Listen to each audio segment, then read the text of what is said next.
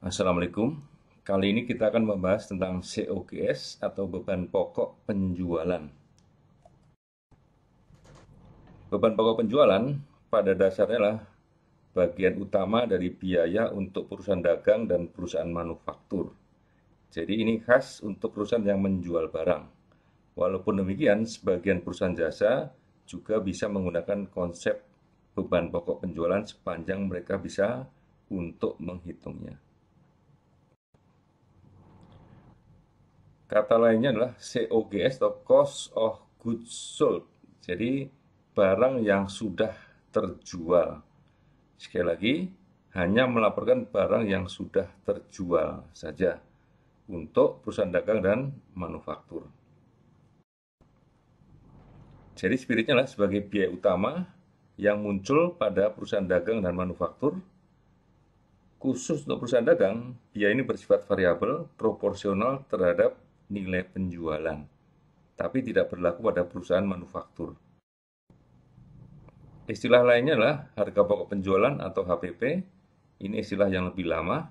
Beban pokok pendapatan atau cost of sales. Jadi ada beragam istilah untuk beban pokok penjualan. Jika pendapatan dikurangkan beban pokok penjualan, maka akan ketemu laba kotor. Nah, laba kotor ini sebagai indikasi laba pertama bagi perusahaan dagang dan manufaktur. Jadi mestinya sudah harus positif dari awalnya, yaitu pada proporsi laba kotornya. Tapi kalau untuk variasi dari laba kotor akan tergantung dari jenis industrinya masing-masing. Kita akan melihat contoh perhitungan beban pokok penjualan dengan beberapa asumsi bahwa Anda sekarang sudah memahami tentang konsep biaya produksi yang terdiri dari biaya bahan baku atau raw material, biaya tenaga kerja langsung atau direct labor, biaya overhead pabrik atau factory overhead. Pertama adalah bahan baku. Bahan baku adalah merupakan biaya utama pada perusahaan manufaktur. Jadi contoh ini menggunakan perusahaan manufaktur. Yang kedua adalah mudah untuk ditransfer atau ditelusuri. Jadi kalau misalkan ada kayu pada perusahaan furniture, itu akan mudah untuk dilihat ya sebagai bahan baku. Kemudian bersifat variabel, jadi proporsional terhadap biaya produksi, dan kemudian langsung. Jadi bersifat langsung karena berkontribusi dalam jumlah yang material dan cukup dominan serta mudah ditelusuri. Secara fungsi, sebenarnya bahan baku terletak di gudang bahan baku, walaupun dalam prakteknya untuk perusahaan tertentu bisa jadi di pabriknya sendiri. Bahan pembungkus juga bisa masuk ke dalam kategori biaya bahan baku untuk perusahaan-perusahaan yang menggunakan pembungkus secara khusus. Yang dihitung dalam biaya produksi adalah biaya bahan baku yang terpakai.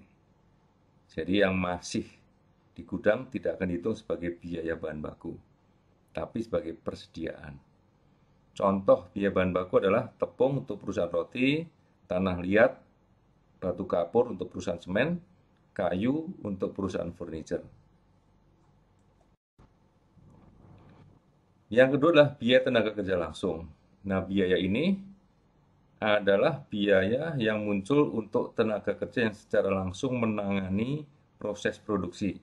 Dalam hal ini adalah buruh dan operator. Selain itu, masuk kategori biaya tenaga kerja tidak langsung. Sifat asal biaya ini adalah variabel dan langsung, jadi proporsional dan porsinya cukup dominan pada perusahaan manufaktur.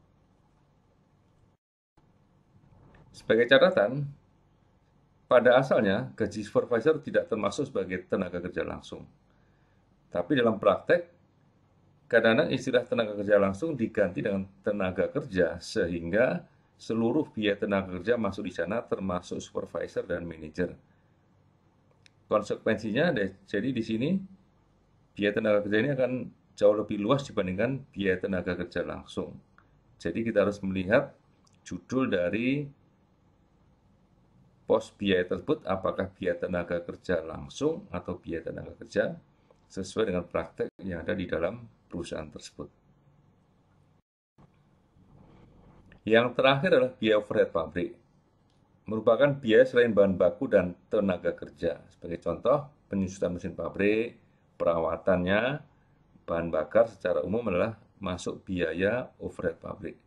Berbagai macam biaya di luar bahan baku dan tenaga kerja langsung akan dihitung sebagai biaya overhead pabrik. Karena banyak jenisnya, maka akan lebih mudah untuk mengingat biaya selain overhead pabrik.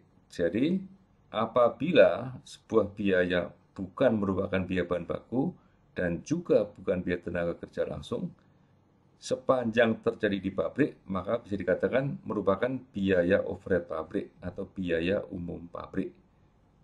Jadi ini cara yang mudah untuk mengingat biaya overhead pabrik. Kemudian biaya produksi, jadi semua biaya tersebut dari biaya tenaga kerja langsung, bahan baku, dan biaya overhead pabrik merupakan biaya produksi atau production cost. Nah, production cost ini digunakan untuk menyelesaikan barang dalam proses yang di awal belum selesai, kemudian sebagian tertinggal atau menempel pada barang dalam proses yang belum selesai di akhir periode, dan akan terhitung untuk barang yang masuk pada bulan itu dan selesai juga pada bulan tersebut. Jadi, biaya produksi adalah biaya yang akan mengolah bahan baku menjadi barang jadi dan mengolah sebagian barang dalam proses yang belum selesai dan sebagian tertinggal di barang dalam proses di akhir periode. Cost of Good Manufacture atau COGM merupakan barang jadi yang sudah selesai dan dikirim ke gudang barang jadi. Jadi posisinya adalah di gudang barang jadi dan siap untuk dijual kepada pelanggan. Nah, barang jadi ini akan bercampur dengan barang jadi yang ada di awal periode, kemudian sebagian dari barang jadi tersebut mungkin juga tidak laku sehingga menjadi barang jadi yang ada di akhir periode tersebut. Cost of goods sold atau beban pokok penjualan.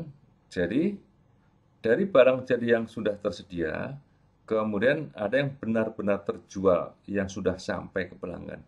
Itulah yang kita sebut dengan beban pokok penjualan atau COGS. Jadi pelanggan sudah menerima barang tersebut. Secara cost dihitung sebagai COGS, secara nilai penjualan dihitung sebagai penjualan. Jadi penjualan dan COGS bicara jumlah yang sama, tapi penjualan bicara price, sementara COGS bicara cost. Sebagai catatan akhir di sini, perhitungan BPP adalah perhitungan yang sangat vital untuk urusan dagang dan manufaktur, dan kemudian sebagian jasa bisa menggunakannya, tapi hanya sebagian kecil saja. Yang belum dibahas adalah variasi BPP dalam berbagai macam industri, serta kebijakan persediaan dan valuasi dari persediaannya. Baik, sampai di sini. Wassalamualaikum warahmatullahi wabarakatuh.